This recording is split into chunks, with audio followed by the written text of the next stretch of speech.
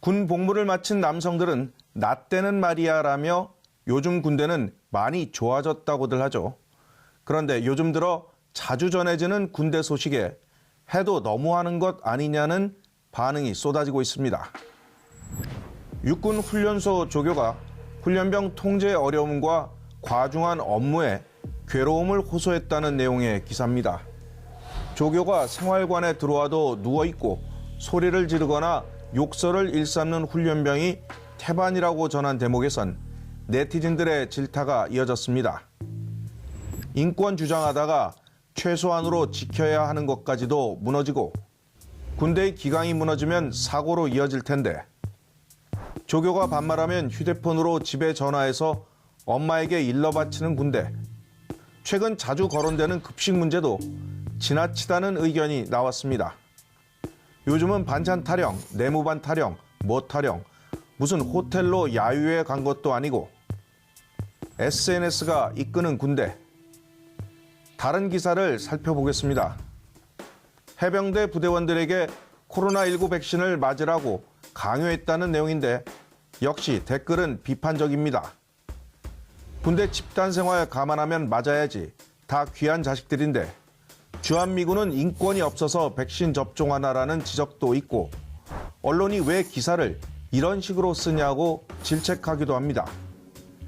댓글을 전체적으로 살펴보면 요즘 군대가 너무 편해졌으니 예전으로 돌아가자는 것은 분명히 아닙니다. 최근 인터넷을 통해 매일같이 쏟아지는 병영생활 뉴스와 그 속의 신세대 군인들 행동은 지나친 점이 없는지 따져봐야 한다는 것으로 풀이됩니다. 아무리 세상이 바뀌어도 지켜야 할 군인의 본분이 있다는 것입니다. 코로나19 백신 접종이 본격화하면서 노쇼 백신은 로또라고 불리며 인기입니다. 이렇다 보니 백신 세치기 등 시청자들의 의문이 잇따르고 있어서 한번 살펴보겠습니다. 65세 이상 아스트라제네카를 1차 접종한 사람인데요. 접종 증명서를 어디서 발급하는지 무조건 한 번 이상 맞으면 5,000원 할인을 해준다든가 요양원 방문도 허용한다든가 방법을 알려주세요. 접종 증명서 발급. 증명서는 접종한 병원에 요청하거나 스마트폰으로 COOV, 쿠브라는 앱을 다운받으면 거기서 발급받아 언제든 증명할 수 있습니다. 또 6월 한 달 동안 CGV, 롯데, 메가박스 극장에서 이 증명서를 보여주면 가치관 한 명까지는 평소의 반값 수준인 5,000원에 영화를 볼 수 있습니다. 정부는 모레부터 상반기 1차 접종이 마무리되는 19일까지는 위탁 의료기관별 접종 예비 명단을 운영하지 않기로 했습니다. 자녀 백신 접종의 우선권을 60세 이상에게 주기로 방침을 바꾼 것에 대해서 불만이 이어졌습니다. 그런데 받아놓은 예비 명단은 어쩌나 갑자기 안 된다 하면 기다리던 사람은 어떡하라고. 이미 접수한 기존의 30세 이상 60세 미만의 경우는 6월 9일까지는 명단에서 제외되지 않으니 자녀 백신을 기대할 수 있습니다.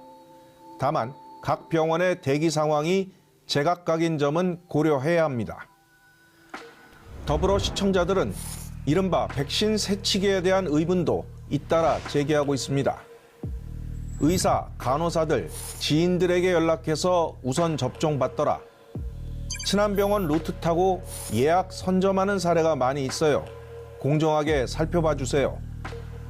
지난 2월 동두천에서 적발되는 등 이전에도 세치기는 있었는데 최근에 더 많아졌을 것이란 의심은 합리적입니다. YTN 사회부는 이와 관련해 취재하고 있으며 시청자들의 적극적인 제보를 기다리고 있습니다.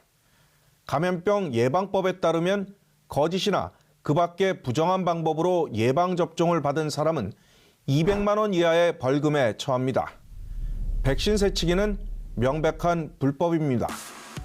지금까지 시청자 브리핑 시시콜콜입니다.